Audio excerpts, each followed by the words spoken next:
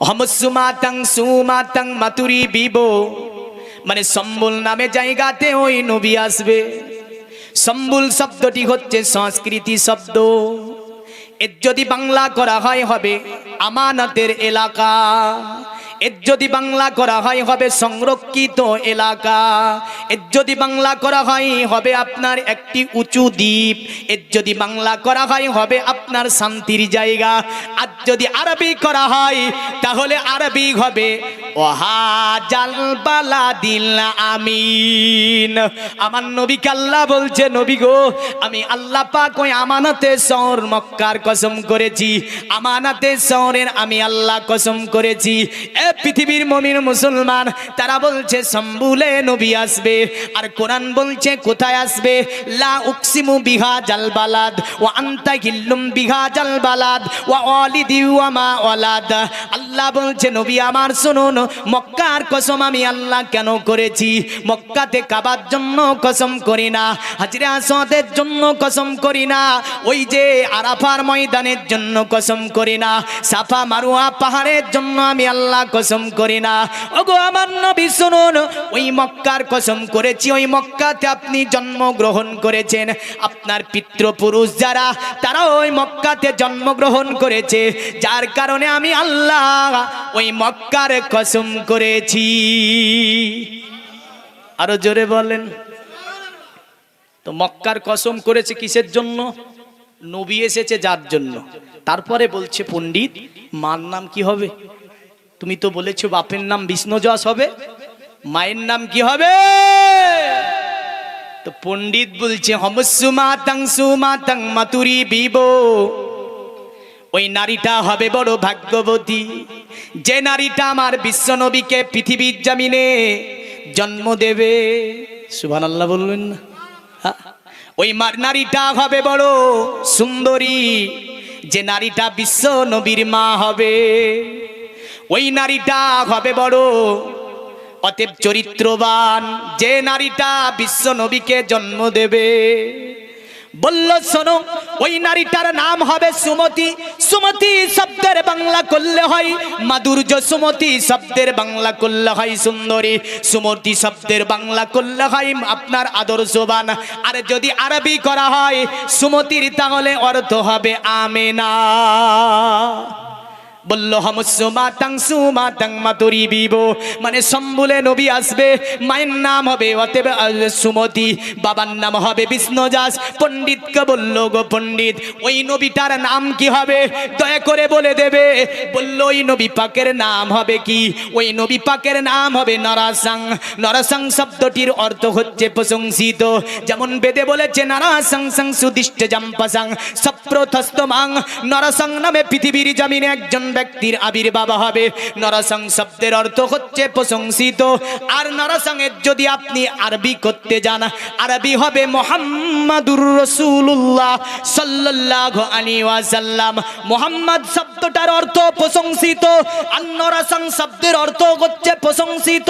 তাহলে তারা বেদের মধ্যে বলল নরসং, পবিত্র কোরআনে বলল মুহাম্মদ, বেদের মধ্যে বলল আহমিদ্দি মানে আহমদ, আর পবিত্র কোরআনে বলল মুবাশশিরাম বিরাসূলিয়াতি মিন বাদি ইসমুহু আহমদ। ঈসা নবী বলল আমার পরে এই ধরাতে দুনিয়ার জমিনে একজন নবীর আবির্ভাব হবে, এই নবীর নাম হবে আহমদ। আর একটু জোরে বলেন। ঈসা নবী বললেন। তো মায়ের নাম বললাম সুমতি, বাবার নাম বললাম বিষ্ণুদাস, নবীর নাম বললাম নরসং। তাহলে বাবার নাম আব্দুল্লাহ, মায়ের নাম আমেনা, নবীর নাম মোহাম্মদ। জোরে বলেন। পরিচয় পেয়ে গেলাম। আসবে কোথায় বলল? সম্বল, মক্কাতে। কোথায় জন্ম নেবে? মক্কাতে। তো মক্কাতে যে নবী আসবে, এই নবী দুনিয়ার জমিনে এসে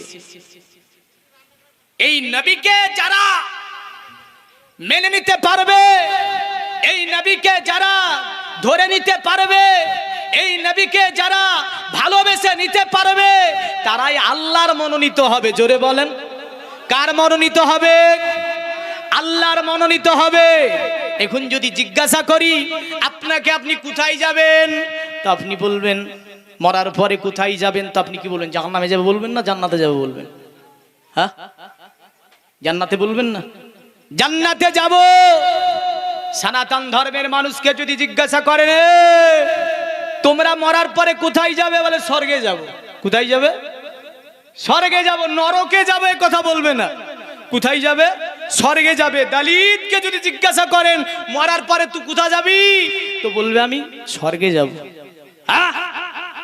তেমন করে হিন্দু, জৈন, খ্রিস্টান, নাসারা যত জাতি আছে জিজ্ঞাসা করেন কোথায় যাবা, মরার পরে মুসলমান বলবে জান্নাতে যাব, হিন্দু বলবে স্বর্গে যাব, খ্রিস্টান বলবে জান্নাতে যাব। আচ্ছা বলেন তো সবল কি জান্নাতে যাবে? হ্যাঁ, জান্নাতে যাব তো সবাই বলছে, জান্নাতে যাবে কে গো? হ্যাঁ, যারা নবীর হবে। জোরে বলেন কার হবে? নবীর হবে।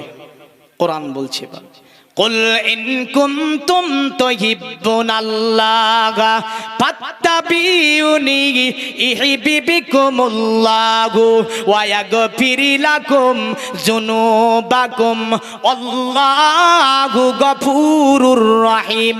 আমার আল্লাহ বলছে আমার নবী আপনি তাদেরকে জানিয়ে দিন, আপনি তাদেরকে বলে দিন, কেউ যদি আল্লাহকে পেতে চায়, আল্লাহর সান্নিধ্য লাভ করতে চায়, আল্লাহর সঙ্গে প্রেম প্রীতি ভালোবাসা মহব্বত করতে চায়, ফাত্তাবিউনি, ওগো নবী আপনার যাতে ইত্তেবা করে, আপনার অনুসরণ করে, আপনার অনুকরণ করে নেয়। যদি আপনার ইত্তেবা করে নিতে পারে, আপনার অনুসরণ করে নিতে পারে, আপনাকে যদি মেনে নিতে পারে, ওগো আমার নবী আমি আল্লাহ কথা দিয়ে দিলাম কুমুল্লাহু, আমি আল্লাহ আমাকে পেয়ে যাবে। আর আমাকে যারা পেয়ে যাবে তারাই আমার জান্নাতে প্রবেশ করবে। জোরে বলেন সুবহানাল্লাহ। যারা আমাকে পেয়ে যাবে আমি আল্লাহ তাদের জন্য ঘোষণা দিচ্ছি ওয়া ইয়াগফির লাকুম যুনুবাকুম আল্লাহু গফুরুর রহিম। আমি আল্লাহ তার জীবনের যত প্রকারের গুনাহগুলি আছে আমি আল্লাহ সব মাফ করে দেব। কারণ আমার আল্লাহ বলছে বান্দা তুই যদি পাহাড় সমতুল্য গুনাহ করে ফেলিস, এ আমার বান্দা তোর জীবনে যদি সমুদ্রের ঝাঁক পরিমাণও গুনাহ হয়ে যায়, এ আমার বান্দা তুই নবীর দরবারে চলে যা। নবীর দরবারে গেলে আমি আল্লাহ তোর পাহাড় সমতুল্য জীবনের গুনাহকে মাফ করে দেব। তোর যদি সমুদ্রে ঝাঁক পরিমাণও জীবনে গুনাহ করে ফেলিস, আমার নবীর দরবারে চলে যা। আমি আল্লাহ কথা দিয়েছি নবীকে, নবী গো যারা আপনার হয়ে যাবে আমি আল্লাহ তার জীবনের সব গুনাহকে মাফ করে দেব। জোরে বলেন সুবহানাল্লাহ। পৃথিবীর মুমিন মুসলমান আজকে আমরা দেখতে চাই বিশ্বনবী মুহাম্মদুর রাসূলুল্লাহ সাল্লাল্লাহু তাআলা আলাইহি ওয়াসাল্লাম, তিনাকে মানলে কি হবে, তিনাকে মানলে আমরা কি পাবো, তিনাকে মেনেছিল সাহাবীরা কেমন, হযরতে আবু বকর কেমন মেনেছিল, হযরতে আলী শেরে খোদা কেমন মেনেছিল, হযরতে আব্দুল্লাহ বিন জুবাইর কেমন মেনেছিল, এমন করে আমার নবী পাককে নবীর সাহাবীরা অনুসরণ কেমন করে করেছিল। যদি আমরাও আবু বকরের মতো মেনে নিতে পারি নিশ্চয় আল্লাহর জান্নাতে চলে যাব। যদি আমরা আলী শেরে খোদার মতো মেনে নিতে পারি নিশ্চয় আল্লাহর জান্নাতে চলে যাব। যদি আমরা আব্দুল্লাহ বিন জুবাইরের মতো নবী পাকের অনুসরণ করে নিতে পারি আল্লাহর জান্নাতে চলে যাব। আর যদি বলেন না আমি আব্দুল্লাহের মতো মানব না, আবু জাহেলের মতো আমি নবীকে দেখব, উতবা সাইবার মতো দেখব, আবু লাহাবের মতো নবীকে দেখব, আল্লাহ বলছে বান্দারে শোন পৃথিবীকে দেখতে পাস না তু। আবু জেহেলও একদিকে ছিল, আবু বকর একদিকে ছিল। আবু জেহেলের স্থান হয়েছে পায়খানার মধ্যে, তার কবর বানানো হয়েছে, মানে তার কবরে পায়খানা আপনার গার তৈরি করা হয়েছে। আর আবু বকরের কবরখানা হয়েছে আমার নবী পাকের পাশে। জোরে বলেন সুবহানাল্লাহ। এমন করে আল্লাহ বলে বান্দা তুই দেখতে পাস না আমার নবীকে সাফার উপরে পাহাড়ের উপরে পাথর মারল চাচা আবু লাহাব, আমি আল্লাহ পাক তার জন্য পৃথিবীর জমিনে এমন আযাবকে নিয়োগ করে দিলাম। পৃথিবীর জমিনে আবু লাহাবকে শেষের দিকে আপনার মানুষ বাড়িতে থাকতে দিয়েছিল না, এত গায়ে দুর্গন্ধ হয়েছিল। আল্লাহ বলছে দেখতে পাস না আমার নবীকে মেনেছিল হযরত উসমানে গনিকে রাসূলুল্লাহ স্থান করে দিল জান্নাতুল বাকিয়াতে। জোরে বলেন সুবহানাল্লাহ। আবু লাহাব গন্ধের চটিটাকে পাহাড়ের চূড়ায় রেখে এসেছিল। মক্কার মানুষেরা উম্মে জামিলা যে রাসূলুল্লাহর রাস্তার উপরে কাটা বিছাতো, আল্লাহ পাক বলে দেয় বান্দা দেখতে পাস না যে আমার নবীর পায়ের নিচে কাটা বিছাতো, আমি আল্লাহ পাক তার জন্য কি আযাব নিয়োগ করে দিয়েছিলাম। বুঝা গেল যে নবীকে মানতে হবে আবু বকরের মতো, হযরতে উসমানে গনির মতো, আলী শেরে খোদার মতো, আব্দুল্লাহ বিন জুবাইরের মতো। আর একটু জোরে বলেন। আল্লাহর রসুলকে এবার সাহাবীরা কতটা মানত যদি দেখতে যাই আমরা। নবী পাক সাল্লাল্লাহু আলাইহি ওয়াসাল্লামের একজন সাহাবী বর্ণনা করছে নবী কেমন ছিলেন। এখন তো বলছে নবী হামজাই সাবাসার, কি বলছে আমার মতো। যদি ওকে জিজ্ঞাসা করা হয় নবী আমার মতো তো তুই কিছু বল, কিছু দলিল দে, তো বলছে নবীর দুটো হাত ছিল, আমারও দুটো হাত আছে। নবীর দুটো পা ছিল, আমারও দুটো পা আছে। নবী বিবাহ করেছিল, আমিও বিবাহ করেছি। নাউজুবিল্লাহ বলেন, আরো জোরে বল। আমি যদি বলি আবু জেহেলের দুটো হাত ছিল, তোরও দুটো হাত আছে। আবু জেহেলের দুটো কান ছিল, তোরও দুটো কান আছে। ফেরাউনের দুটো পা ছিল, তোরও দুটো পা আছে। ফেরাউনের দুটো নাক ছিল, তোরও দুটো নাক আছে। তুই ফেরাউনের মতো বলা, তাহলে বোঝা যায় যে আবু জেহেল কেমন মানছে আর আবু বকর কেমন মানছে যদি দেখতে যায়।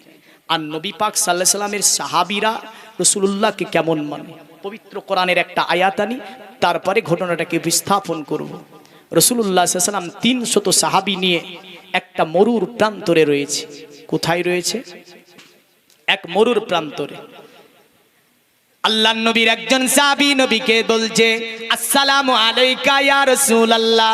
নবী গো, আমরা এমন একটা প্রান্তরে অবস্থান করছি, যদি ডানের দিকে যাই তবুও পানি মিলবে না, যদি পিছন দিকে যাই তবুও পানি মিলবে না, সামনের দিকে যদি যাই তবুও পানি মিলবে না। কারণ আমরা এমন একটা জায়গায় অবস্থান করেছি চতুর্দিকে কোথাও পানি মিলবে না। ইয়া রাসূলুল্লাহ, ইয়া হাবিবাল্লাহ, ওগো নবী সামনের দিকে চলুন, আগিয়ে যায়। সামনের দিকে আগিয়ে যাবার পর এমন একটা জায়গাতে অবস্থান করব আমরা, যাতে করে ওই জায়গাতে পানি পাওয়া যায়, যাতে করে আমাদের পশুগুলোকে পান করাতে পারি, আমরাও পান করতে পারি। এমন একটা জায়গাতে অবস্থান করতে হবে। আল্লাহর নবী সাহাবী আবু বকর বলল, এই সাহাবী শোনো, তুমি নবীকে এমন করে কেন বলো? তুমি কি জানো না আল্লাহর নবী আমাদের জন্য রহমত হয়ে এসেছে? এই হাদিস কি তুমি পড়োনি? ফাজালাল মা ইউফাব্বিরু আসিবা তুহু কাইফাল ইউন। কারণ আমার আল্লাহ বলছে গো আমার নবী, আমি আল্লাহ পাক, অতএব আমি আল্লাহ পাক আপনার প্রতিটা আঙ্গুলের ডগাতে জান্নাতের ঝর্ণা লাগিয়ে দিয়েছি। জোরে বলেন সুবহানাল্লাহ। নবী আমার ইচ্ছা করলে দুনিয়ার জমিন থেকে জান্নাতুল ফিরদাউসের আপনার ওই যে নদীগুলো আছে, জান্নাতুল ফিরদাউসের পদতলে একটা নদী হচ্ছে মধুর নদী। এই নদী থেকে দুনিয়ার জমিন থেকে আমার নবী আপনাকে মধু পান করাতে পারে। নবী পাকের আরেকটা আপনার উংলিতে আল্লাহ ঝর্ণা লাগিয়েছে। জান্নাতুল ফিরদাউস সবচেয়ে বড় জান্নাত। এই জান্নাতের পদদেশে আরেকটা নদী আছে, যে নদীটার নাম হচ্ছে দুধের নদী। আল্লাহ নবী ইচ্ছা করলে দুনিয়ার জমিন থেকে এই দুধ আপনাকে পান করাতে পারে। আল্লাহ নবীর আরেকটা উংলির ডগাতে রয়েছে জান্নাতে আরেকটা আপনার নদী আছে, যে নদীটার নাম হচ্ছে সারাবান তোহরা, মানে সারাবের নদী। আল্লাহ নবী ইচ্ছা করলে দুনিয়ার জমিন থেকে সারাবান তোহরা আপনাকে পান করাতে পারে।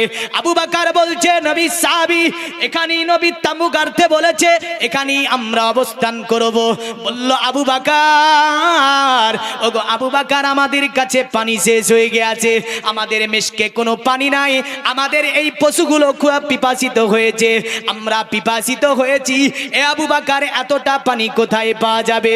আবু বকর বলল, শোনো নবী সাহাবী, আল্লাহর নবী ইচ্ছা করলে সকল কি পান করাতে পারে। আল্লাহুম্মা সাল্লি আলা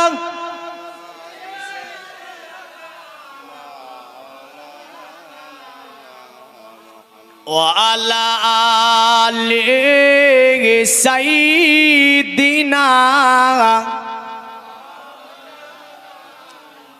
अरे खुशबू खुशबू मीठा मीठा दयार नबीजिर नाम जोरे जोरे जोरे जोरे আমার নবী পাকের নাম মিষ্টি না মিষ্টি না আমার নবী পাকের নামে খুশবু আছে না নাই আরে খুশবু খুশবু मीठा मीठा दयार नबीजिर नाम रोजा फुलेर बागान रोजा फुलेर बागान जोरे बोलुन सुबहानाल्लाह खुशबू खुशबू मीठा मीठा दयार नबीजिर नाम रोजा फुलेर बागान रोजा फुलेर बागान मदीना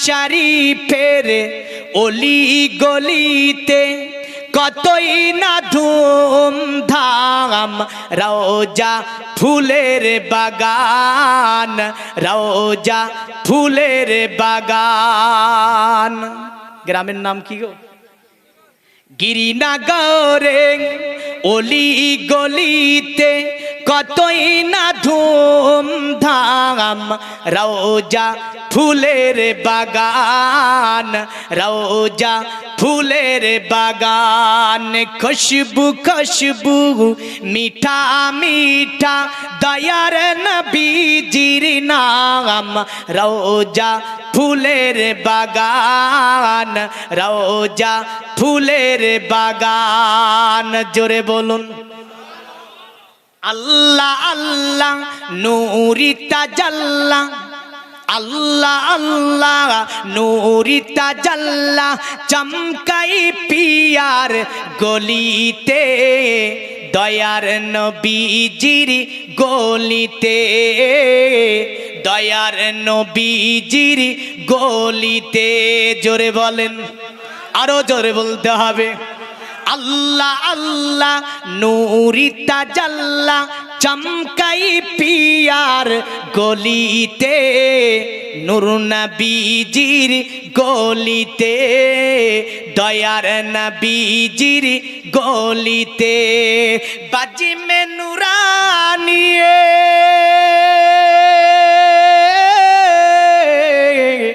बाजी में नूरानी रात नूरानी देखो जन्नतेर बागान आरो जोरे बोलें बाजी में नूरानी रात नूरानी देखो जन्नतेर बागान रोजा फुलेर बागान रोजा फुलेर बागान खुशबू खुशबू मीठा मीठा दयार नबीजिर नाम रोजा फुलेर बागान रोजा फुलेर बागान नाजिदी उहाबी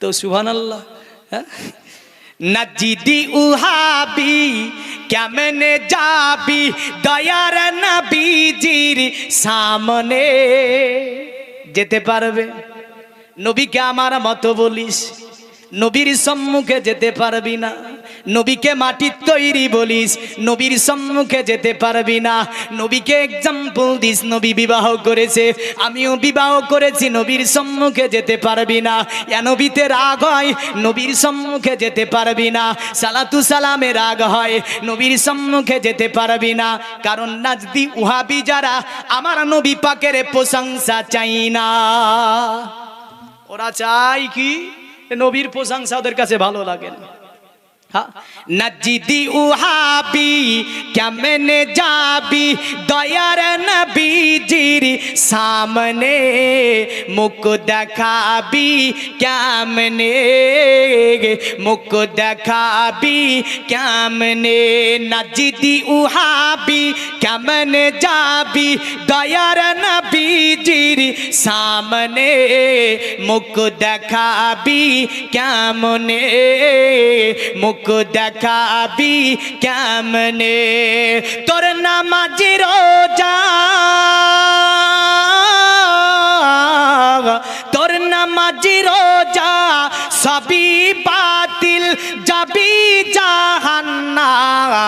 রওজা ফুলের বাগান, রওজা ফুলের বাগান, খুশবু খুশবু মিঠা মিঠা দয়ার নবীজির নাম, রওজা ফুলের বাগান, রওজা ফুলের বাগান। আল্লাহুম্মা